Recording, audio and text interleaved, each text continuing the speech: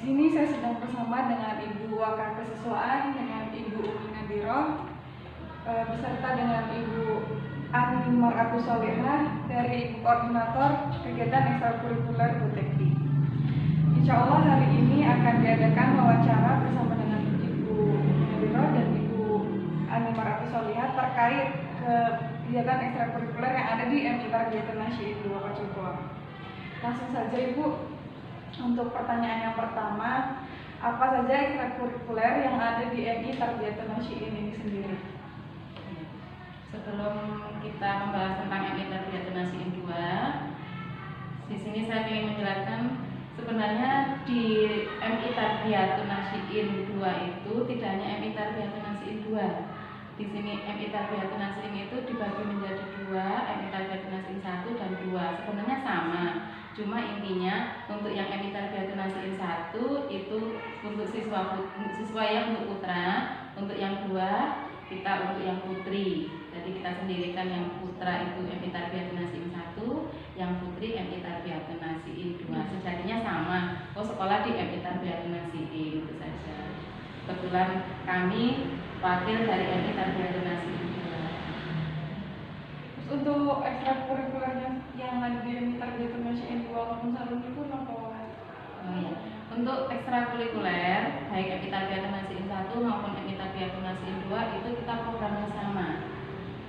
Cuma untuk pelaksanaannya koordinatornya masing-masing ada sendiri. Di MI Tarbiyatun Nasyi'in 1 ada sendiri, di MI Tarbiyatun Nasyi'in 2 ada sendiri. Untuk kegiatan ekstrakurikulernya diantaranya yang pertama ada BPQ, ada tulis Quran ya. Yang kedua ada pramuka, yang ketiga drum band, kemudian kaligrafi. Ini khusus untuk putri, ada lagi keputrian. Kalau di putra tidak ada, yang di putri karena keputrian ya sesuai dengan namanya. Itu kegiatan ekstrakurikuler di sini. Selanjutnya yakni bagaimana pelaksanaan ekstrakurikuler di MI Tarbiyatun Nasyi'in 2 itu sendiri, Bu? MI Tarbiyatun Nasyi'in. Iya.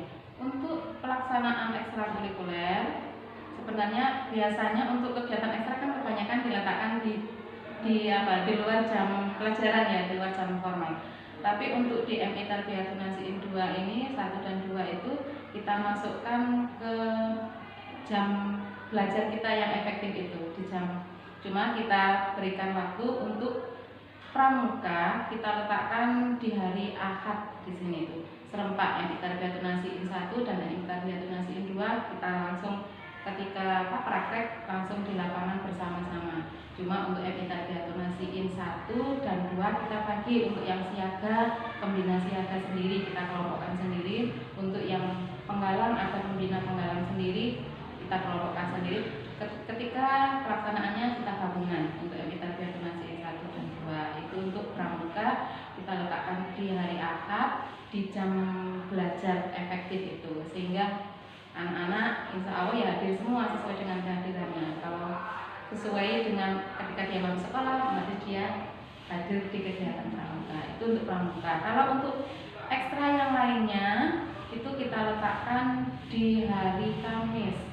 Jadi di hari Kamis itu 1 jam serempak itu kegiatan untuk ekstrakurikuler. Kebetulan jamnya kalau tahun ajaran kemarin itu jam 8 sampai jam 9 gitu ya.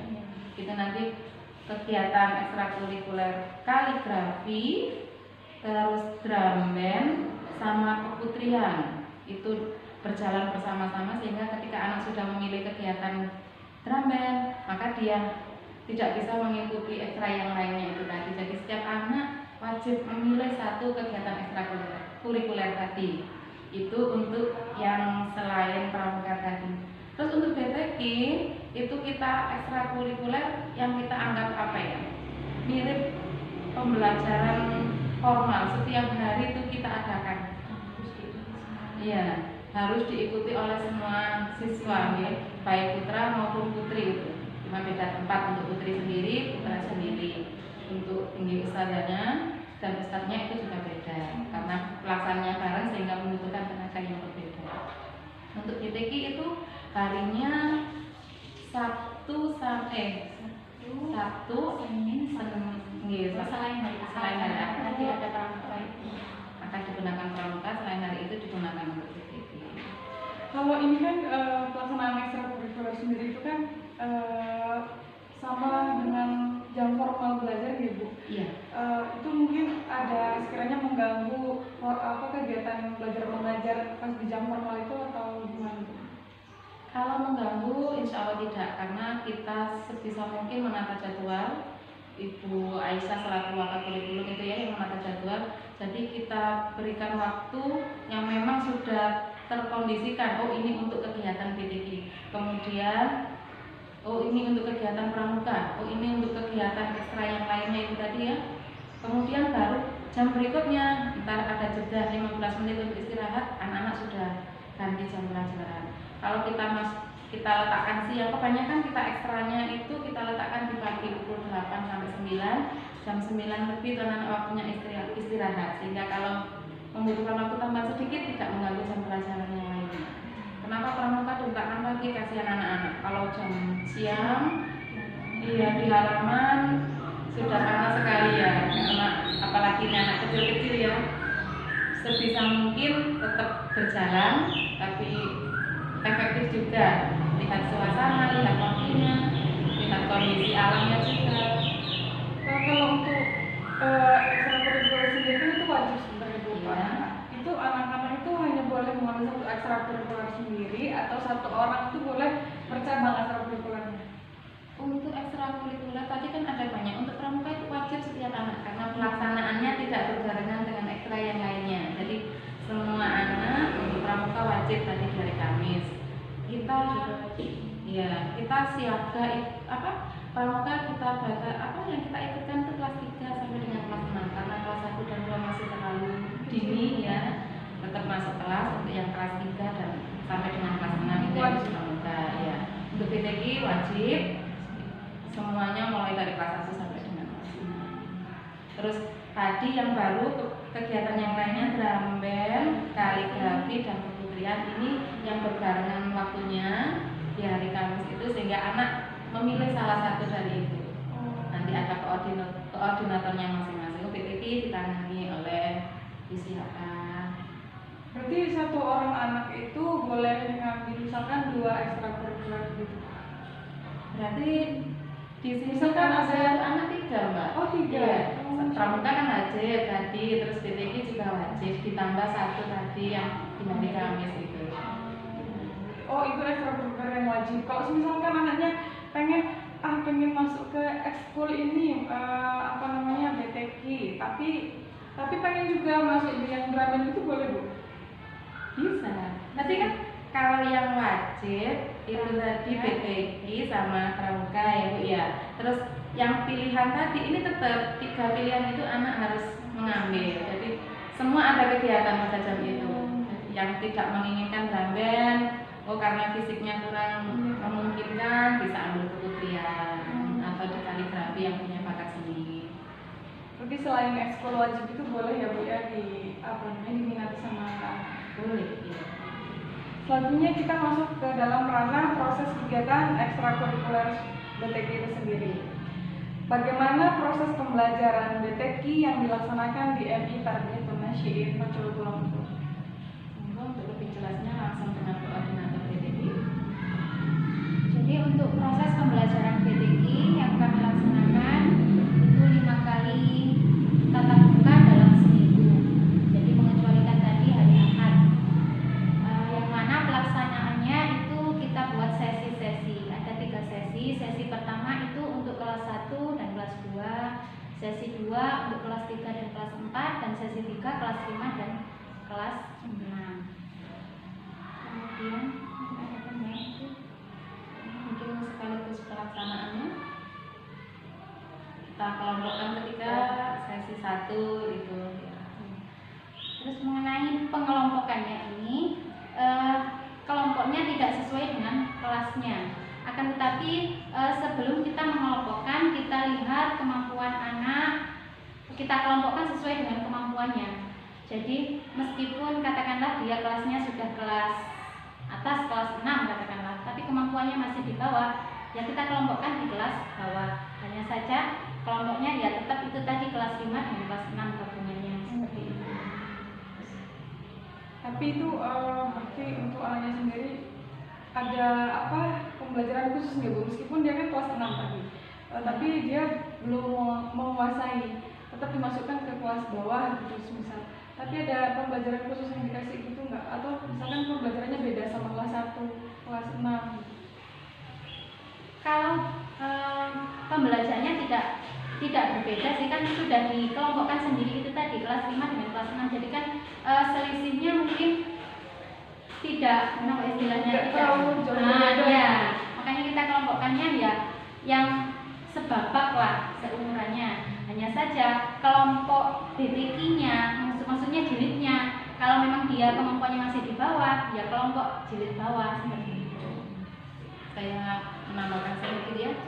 Jadi intinya ketika di kelas 6, misalkan anak itu dikelompokkan, oh ini ada yang di jilid 5, oh ini yang sudah di Al-Quran, ini masih ada di jilid 4 misalkan. Di situ nanti anak di jilid 4 itu ada gurunya sendiri, di jilid 5 ada gurunya sendiri, di Al-Quran ada gurunya sendiri. Jadi dibina, kalau memang dia jilid 4 belum mampu, kita selesaikan dulu jilid 4 biar kemampuannya itu benar-benar bagus dalam baca tulis Al-Qurannya tadi.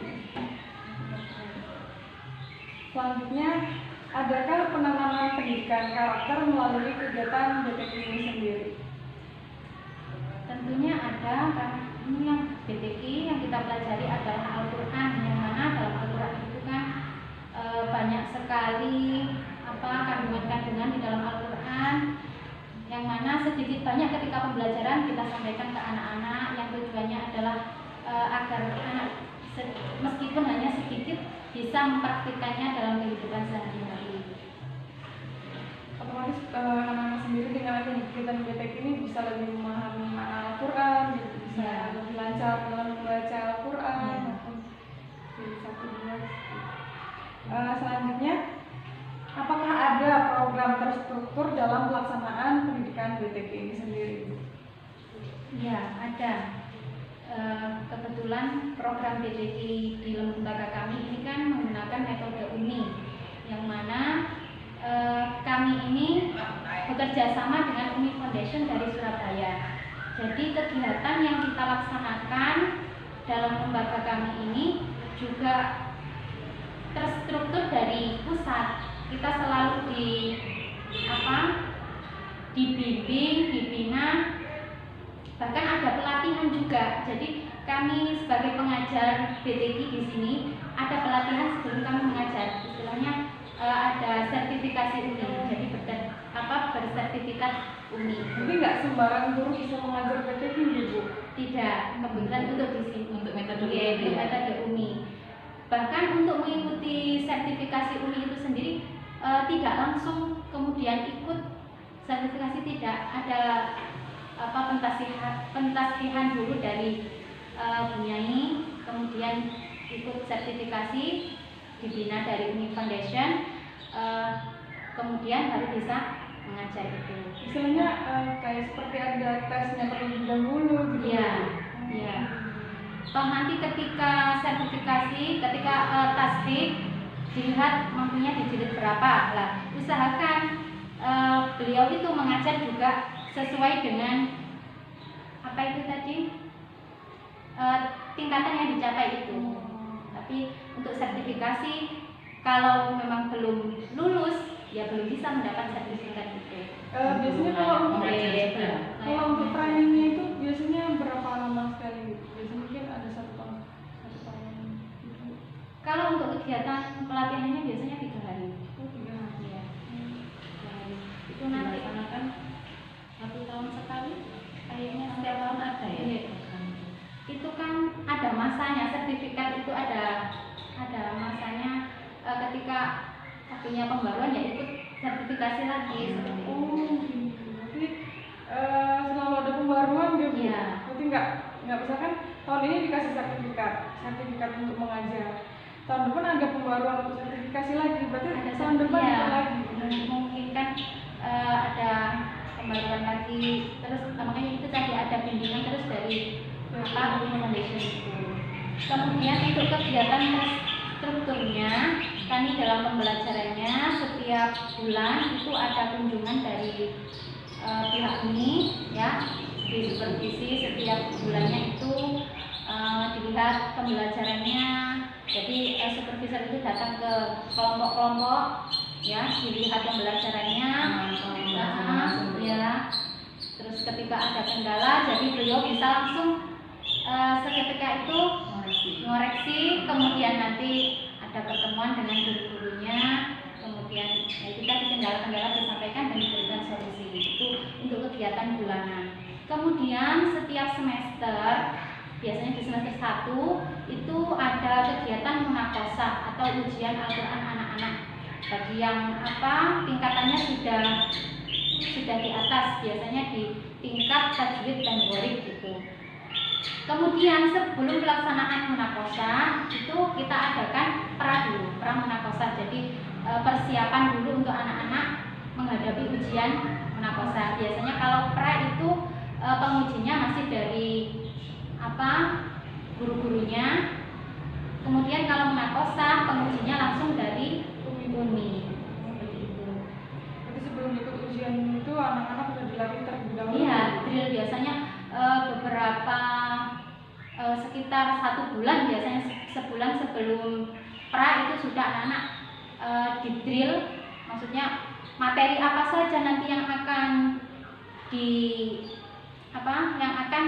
diujikan itu di drill oleh pengajarnya gitu. Kemudian setelah munakosah itu terlaksana, nantinya ada kegiatan imtihan. Biasanya pelaksanaannya berbarengan dengan wisuda formal. Biasanya juga kalau wisuda itu beberapa tahun terakhir ini kita gabungan satu yayasan di Yayasan Tarbiyatun Nasihin. Jadi tidak hanya MI, gabung dengan SMP juga ada di sini SMP Tarbiyatun Nasihin. Kalau untuk sekarang kan ini lagi masa pandemi, program terstrukturnya itu tadi sendiri masih berjalan atau mungkin ada beberapa hambatan di masa pandemi ini sendiri? Kalau pemantauan masih tetap ada, meskipun tidak secara langsung tatap muka ada tetap. Cuman belajarnya juga tetap. Iya tetap, pembelajarannya juga tetap online itu. Cuman untuk kegiatan munakosahnya untuk tahun ini ya bisa dibilang diundur atau kurang tahu, lihat perkembangan kondisinya juga belum memungkinkan. Ya, belum ada izin untuk tatap muka. Selanjutnya, apakah ada kegiatan khusus pada akhir semester atau tahunnya dalam pelaksanaan kegiatan pendidikan GTK ini sendiri? Iya, ada. Kebetulan tadi sudah saya sampaikan ya. Kegiatan pada akhir semester itu tadi, yaitu munakosah, ujian Al-Quran itu. Kemudian untuk kegiatan akhir tahunnya imtihan. Jadi anak-anak yang tadi sudah mengikuti munakosah, anak-anak akan ditampilkan di depan publik. Bukan hanya dia tampil membacakan surat-surat yang sudah mereka pelajari saja, bahkan anak-anak juga diuji, yang mana yang menguji bukan gurunya lagi. Kita sifatnya adalah umum, siapa saja yang ingin memberikan pertanyaan kepada anak, monggo silahkan. Dan sebelumnya anak-anak sudah dibekali. Selanjutnya, bagaimana sistem penilaian dalam pendidikan berbasis Quran itu sendiri? Untuk penilaiannya, kita penilaian harian. Jadi setiap setiap guru memberikan materi, kemudian anak setoran, ya, guru langsung memberikan penilaian, ya secara lisan juga secara tertulis, karena ada buku prestasinya juga dari UMI, level UMI juga buku prestasinya dari sana juga. Hasil belajar anak-anak juga ketika kita rapot semester itu ya kita masukkan di situ. Terus anak-anak yang sudah lulus yang ikut munakosah tadi biasanya kita juga dapat sertifikat bukan dari sekolah, dari UMI langsung dari pengujinya tadi. Juga dari UMI, sertifikat yang menerbitkan juga dari UMI. Nilainya, kemampuannya tadi berapa. Kalau untuk penilaian di masa pandemi ini seperti apa, Bu? Kalau di masa pandemi ini ya tetap sih. Kalau penilaiannya Tetap, cuma bedanya mungkin tidak kegiatan belajarnya itu yang berbeda. Selanjutnya, apa manfaat dan tujuan madrasah mengadakan pendidikan BTQ ini? Tujuannya ya sebenarnya tetap intinya kalau kita belajar BTQ kan ingin apa ya, menciptakan anak-anak yang apa? Generasi yang cinta Generasi, Al-Quran. iya betul. Akhlak, Iya. ya. Tapi kalau untuk apa? Nantinya dia terjun di masyarakat, dia bisa dari anak-anak sini ketika ada kegiatan, banyak kan kegiatan di masyarakat yang berkaitan dengan apa? Hubungannya dengan membaca Al-Quran tadi ya. Bagaimana bagusnya anak-anak membaca Al-Quran dengan bimbingan ustazah di sekolah kita. Setidaknya membekali anak-anak untuk pede lah ketika anak-anak menghadapi masyarakat, terjun di masyarakat karena sudah terbekali di sini. Biar anak-anak juga pas ketika udah terjun di masyarakat itu nggak kaget Iya. nanti ada yasinan atau tahlilan Oh iya, ada bekal. tadi programnya itu kita setiap Jumat juga ada khataman keliling ke rumah-rumah warga khususnya yang sebagai wali murid kita. Siapa yang mau ditempati itu nanti kita tempati setiap Kamis Kliwon atau Iya, yang Kamis Jumat Kliwon. Tapi itu berjalan terus gitu. Alhamdulillah. Jadi yang sudah Al-Quran yang sudah bagus membacanya sudah lancar itu ya tidak semuanya kita terjunkan ke masyarakat tadi ya. Mungkin kalau semuanya kasihan apa yang apa itu ketempatan ya, lihat dari apa kondisinya juga. Terus maksimal 30 ya. Iya, 30. Terus itu ya untuk yang otomatis yang kalau anak-anak ada yang keluar pada kegiatan itu, yang di sini bagaimana kegiatannya? Kalau Kamis itu pada saat pas Kamis Kliwon itu ekstranya kita liburkan, yang terjun ke masyarakat tadi jalan, terus yang lainnya bagaimana kita ajak ke Makbaro. Kita ajak ke Makbaro anak-anak untuk apa baca Yasin, tahlil. Berarti yang sekiranya udah di kemampuan sudah di atas itu memimpin untuk yang kegiatan yasin. Oh, kalau yang mungkin tetap dari ya Ustaz di sini, terus cuman anak-anak kita ajak lah paling tidak ingat tentang siapa. Iya. Terus juga apa menerambilkan anak-anak untuk membaca tahlil, yasin biar terbiasa nantinya. Itu bahkan kalau ujian terakhir itu ya kelas 6 itu Ya. pakaian dari PTQ juga ujiannya gabung dengan guru Al-Quran hadisnya itu hafalan Yasin tahlil. Oh, Masya Allah. Kelas 6. Yang kelas 6 biasanya praktek ujian prakteknya untuk penanaman. Jadi untuk menghafal yasin sendiri itu anak-anak sudah mampu gitu ya. Ya mungkin tadi ya sudah terbiasa ya, setiap Kamis Kliwon itu kita ajak ke sana bersama-sama baca Yasin tahlil itu. Lebih mudah untuk Terus untuk hambatan sendiri dalam pelaksanaan kegiatan BTQ ini mungkin ada hambatannya, entah mungkin dari muridnya atau dari gurunya atau seperti itu. Kalau hambatan yang besar enggak ya? Enggak ada. Iya, enggak ada mungkin ya hambatan-hambatan kecil pada saat pelaksanaan karena jadwalnya sudah terstruktur melalui tadi kurikulum sudah menata dengan sebagus mungkin, jadwal kurikulum tidak bentrok dengan jam pelajaran yang biasa, terus pembagian kelas-kelasnya juga sudah sesuai dengan kemampuan siswa. Insya Allah kendala hanya ketika pelaksanaan KPM seperti normalnya kita tatap muka belajar dengan anak-anak. Kalau untuk masa pandemi sendiri Bu, ini kegiatan pelaksanaannya untuk BTQ itu bagaimana ya? Mungkin ada yang simak atau bagaimana gitu?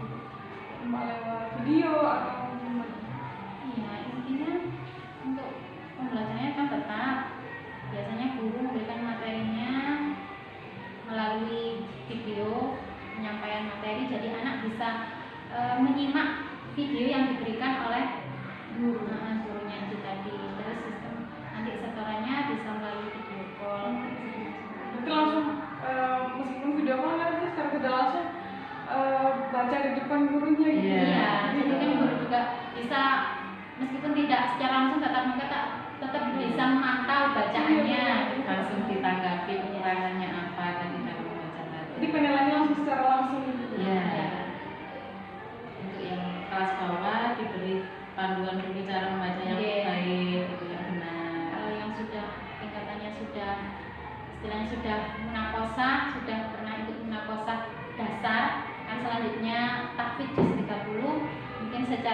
tapi bacaannya sudah katakanlah sudah standar, sudah bagus lah. Jadi mungkin guru tidak perlu membacakan lagi karena kan tinggal mengulang taktilannya saja.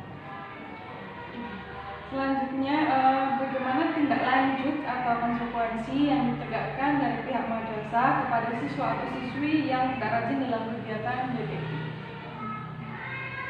Kalau untuk konsekuensi tadi untuk yang tidak rajin ini karena tadi jamnya kan kita masukkan ke jam efektif kita, sehingga alhamdulillah kehadiran anak-anak ya otomatis full ya. Paling 1 hari ada izin 1 anak karena sakit seperti itu biasa. Cuman untuk yang BTK alhamdulillah full. Terus keadaan anak-anak karena tadi belajarnya juga sesuai dengan jilidnya, jadi kendala-kendala itu tidak begitu bermasalah. Iya, karena paling tidak anak ini kelas 6 tapi itu jilid 3 karena memang kemampuannya di situ ya. Cuman untuk permasalahan anaknya ya tidak begitu bermasalah banget lah. Selanjutnya untuk ini pertanyaan terakhir, Bu. Apakah pihak sekolah dan pembina BTK itu sendiri mengevaluasi mengenai pelaksanaan ekstrakurikuler BTK yang sudah berlangsung? Untuk ini ya, mengevaluasi iya, tadi kan setiap guru punya catatan ya. Pada saat kegiatan KBM tadi, kegiatan belajar mengajar khususnya di BTK punya catatan khusus. Nanti setiap ustadzah tadi bisa menyampaikan ke koordinatornya, bisa terus dijadikan catatan, nanti disampaikan ke kepala sekolah sebelum ada supervisi data. Nanti ketika supervisi bisa disampaikan, diselesaikan bersama solusinya bagaimana. Jadi tetap kita ada kerjasama tadi dari pihak umum. Jadi tidak lepas kontak, tidak lepas komunikasi dari pihak Umi Foundation sendiri sama pihak madrasah sendiri untuk pengevaluasian. Terima kasih Bu sudah meluangkan waktu untuk wawancara hari ini. Saya sangat puas sekali. Terima kasih untuk jawaban-jawaban yang sangat memuaskan. Mungkin saya cukupkan. Sekian. Assalamualaikum warahmatullahi wabarakatuh. Waalaikumsalam.